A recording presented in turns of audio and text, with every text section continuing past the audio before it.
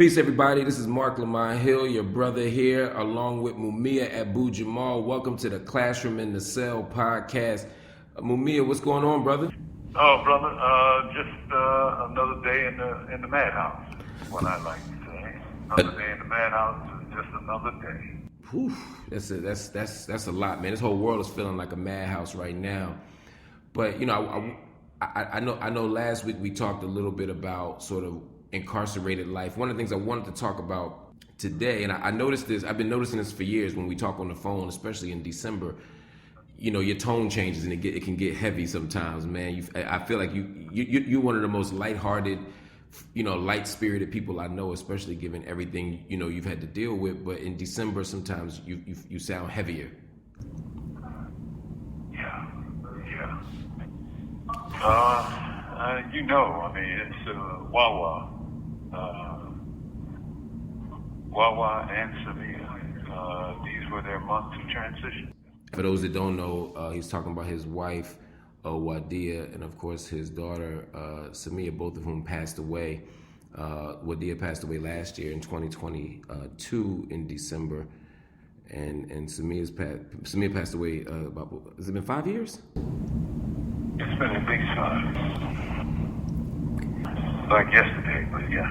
I know lots of people who are incarcerated have to deal with this issue of loss and not being able to manage the loss or deal with the loss the way the rest of us can.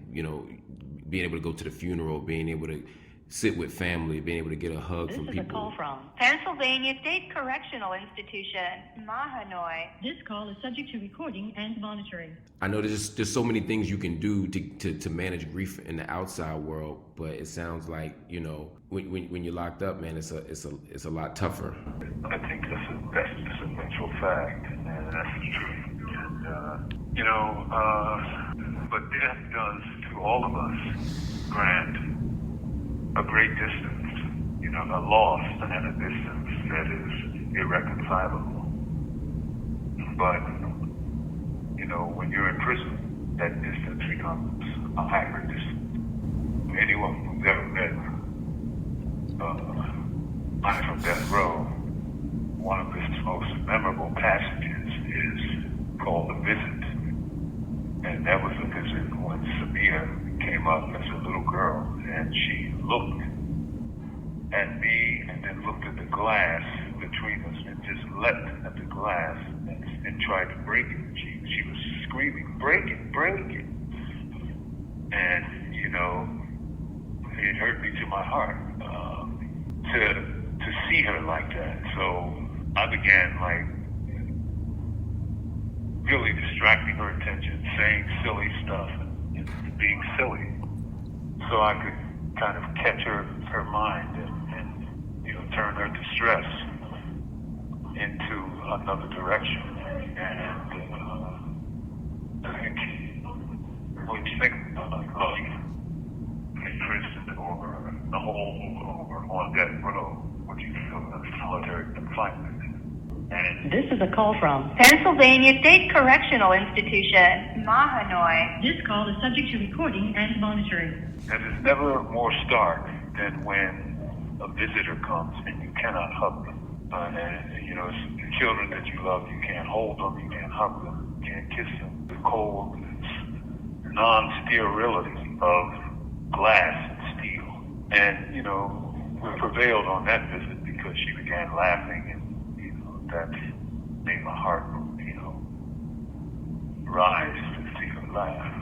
It was a necessary and a dreadful diversion. Ooh, I think about that story. It also resonates with me in Assata's autobiography, Assata Shakur's autobiography. She talks about when her daughter Kikuya comes up and tries to press her arms against the bars. For her, it was the bars, it was the steel, not the glass, but she presses her arms against the bars because she was saying, like, Mommy, you could leave here if you wanted to, you just don't want to. And she pushes and pushes and pushes until her little body just wore out from trying to, and it's at that moment that they realize the permanence of the prison, man. It's soul killing.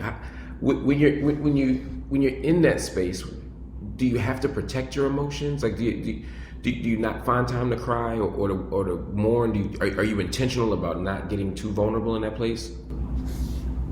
Or you can be as intentional as you want to be, but there are moments that every man, and I consider myself in many ways, and every man, when you weep, when you simply, you weep for that loss, for that profound loss of someone you love.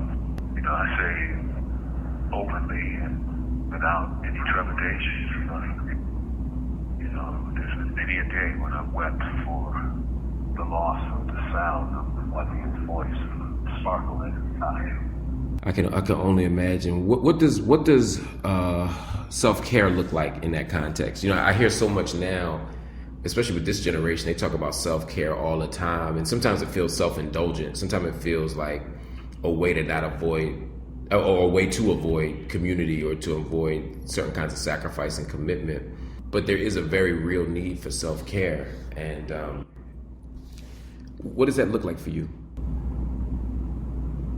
It means memory, I think. And it means not avoiding a memory, but holding on to it and delving into it deep. For most prisoners, I would say, memory is where they live.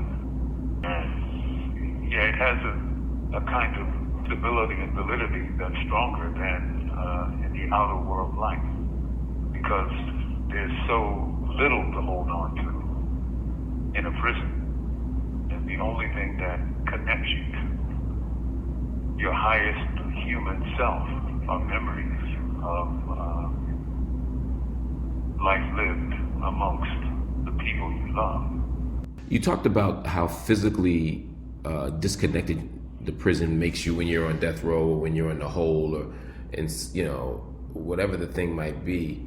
And I remember when we wrote our book, The Classroom in the Cell, over a decade ago, when we were working on the book, and I would visit you up at SCI Green, and I would drive so far and fly to Pittsburgh and drive and do all of that stuff, and then I'd get there and I could only give you a pound through the glass. I could only I could feel your spirit, but I couldn't shake your hand. I couldn't give you a hug. I couldn't, despite all the vulnerability we had sharing, it didn't match with physical touch, and I always wondered after that experience whether that was part of the intention of the prison or not.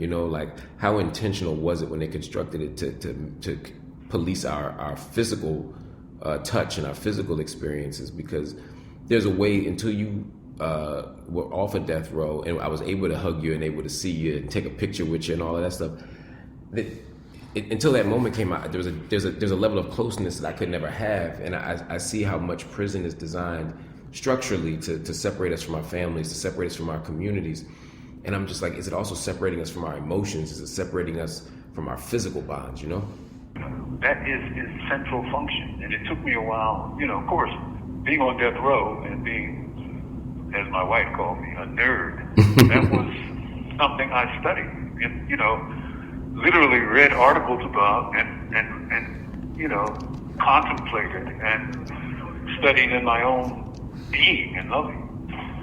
What I found was that the central function of death row, which gives you the eye of the storm of the institution of prison itself, is to separate you not just from your emotion, not just from your feelings, not just from your loved ones. And I say just because what the prison is constructed to do is separate you from humanity. And I say that in every sense of what that means. When they put you behind a glass wall and a steel wall, whether you're in the hole or on death row or in solitary, what they're saying is you're not worthy of that most human expression, wordless expression of touching another human being. Right? So they're tearing you like a piece of fruit, tearing your humanity away. It's like a paring knife when you're tearing the skin off of an apple or a pear or another piece of fruit. Yeah. They're tearing away your humanity consciously, hoping that people will respond to that message by letting you go. Now, I was just going to say, in the decades that you've been there, have you seen a lot of people whose family let go or who themselves let go of their family, their connections, or even their own physical kind of desires in that way? Yes, of course. Yeah. I've seen that in ways that are more ultimate than almost words can express. I've seen men who I played handball with, one day, a week later, take their life on death row. Think about that. And they might be fighting the case, because it's like you're on death. They're fighting a case, man, and they get some bad news from court. And that day or that night, they are no longer a living being. I knew a brother, a Puerto Rican brother. We used to play handball. He was, vibrant. He was a master handball player. I had to do all kinds of tricks. Stay with him, because he played it in the world. I learned how to play it in prison. You have 1 minute left. He was supposed to be getting some justice from the court. And then instead of the court giving them the justice that the cases and the lawsuit you should get, which was a new trial or a dismissal, his death penalty was listed and he was given a life sentence. The next day came word that he had hung himself in his son. My handball partner, this funny, creative Puerto Rican brother was gone. Man, that's the reality of what we're dealing with. And that's why as we fight for abolition and we fight to destroy these prisons, we're trying to create something different. Models of liberation and models of justice and models of accountability and models of healing. Thank you for using Securus. Love you, Goodbye. Love you too, man. On the move. We got to fight for a world. We got to fight to build structures and systems that affirm our spirits and affirm our souls, that don't equate justice with not just confinement and caging and punishment, but also killing our spirits and dulling our emotions. We got to do better than that. Anyway, as y'all heard, Mumia, his time ran out. So I'm going to say peace as well, man. Thank you for listening to The Classroom in the Cell. We'll talk to you again next time.